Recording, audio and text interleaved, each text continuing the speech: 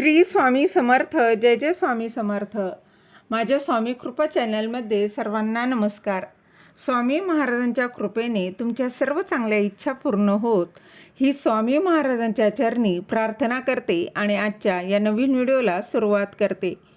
2 मार्च 2026 या दिवशी आहे होळी आणि ही होळी संपली की 4 राशींची चांदी होणार आहे. 4 राशींचं भाग्य हे चमकणार आहे. होय, रंगांचे बघा, होळी जरी संपली तरी काही राशींसाठी ही मालामाल होणार आहेत. त्यांच्यासाठी बघा, हा सोन्याचा काळ जो आहे तर तो येणार आहे. सोन्याचा काळ, ग्रहांची विशेष स्थिती आणि होळीच्या ऊर्जेमुळे 4 राशींच्या आयुष्यात मोठे बदल दिसू शकतात. धनलाभ, नोकरीत प्रगती, अडकलेली कामं पूर्ण आणि अचानक शुभवार्ता मिळण्याचे योग तयार होत आहे. पण या 4 भाग्यवान राशी नेमक्या कोणत्या?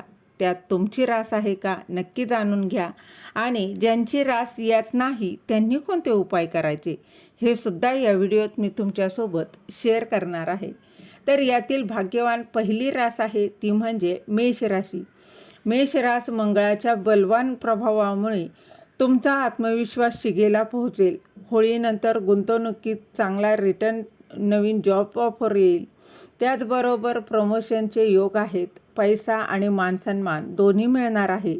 त्यानंतर वृषभ राशीच्या लोकांना शुक्र ग्रहाची विशेष कृपा मिळणार आहे आणि होळीपूर्वीच आणि नंतर धनप्राप्तीचे योग देखील जुळून येत आहेत. अडकलेले पैसे परत येतील. कुटुंबात आनंद येईल. नवीन प्रॉपर्टी किंवा लग्नाचे प्रस्ताव येऊ शकतात. यानंतरची रास आहे ती म्हणजे मिथुन राशी. मिथुन राशीच्या लोकांना बुध आणि गुरुच्या संयोगामुळं कम्युनिकेशन स्किल वाढतं आणि व्यवसायात नवीन बघा पार्टनरशिप, सोशल मीडिया किंवा बघा एखादं नफा मिळू शकतो. होळीच्या रंगांसारखंच मिथुन राशीच्या लोकांचं भाग्यही चमकणार आहे. आणि त्यानंतरची रास आहे ती म्हणजे सिंह रास.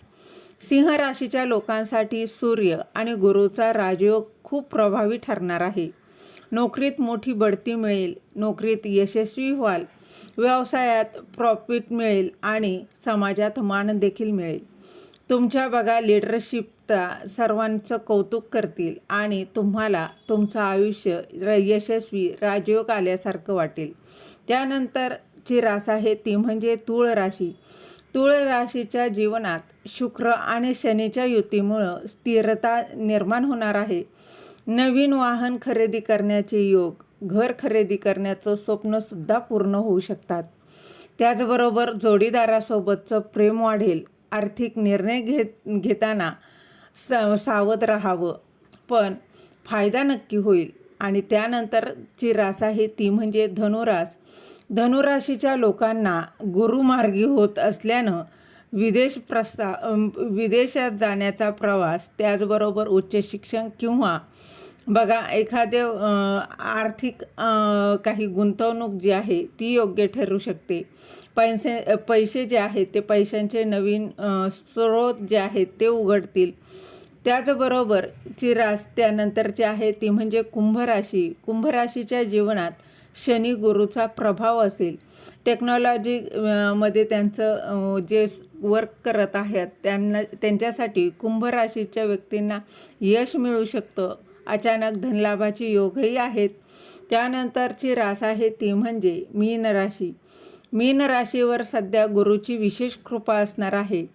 त्याचबरोबर त्यांना देखील आर्थिक ज्या काही समस्या आहेत त्या त्यांच्या दूर होणार आहे आणि त्याचबरोबर पैशांची चिंता कमी होईल.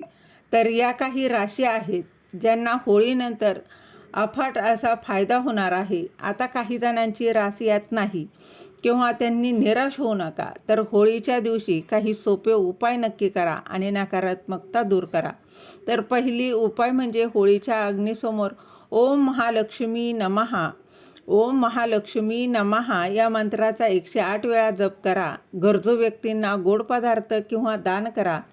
होळीच्या रात्री लाल किंवा पिवळ्या रंगाचे कपडे घालून झोपा. घरात लक्ष्मीनारायणाची आवर्जून पूजा करा आणि ओम श्रीम श्रीम ह्रीम श्री महालक्ष्मी नमः या मंत्राचा जप करा. तर होळीच्या दिवशी पिवळ्या रंगाचे फूल किंवा हळद वाहून सूर्यदेवाला अर्घ्य द्या. हे उपाय केल्याने तुमचे ग्रहदोष जे आहे तर ते दूर होतील आणि शुभ फळ मिळतील. अशुभ काळ जो आहे तो दूर होऊन जीवनात नवीन शुभ काळ येण्यास नक्कीच मदत मिळेल. तर ही होळी तुमच्यासाठी खूप खास ठरू शकते. मग तुमची रास कोणती आहे ती कमेंटमध्ये नक्की सांगा. जर तुमची रास यात असेल तर कमेंटमध्ये तुमची रास नक्की लिहा आणि विश्वास ठेवा, सकारात्मक विचार आणि योग्य कृती केल्यास नशीबही साथ देतं. तर झालेली सेवा महाराजांच्या चरणी रुजू करते. श्री स्वामी समर्थ. धन्यवाद.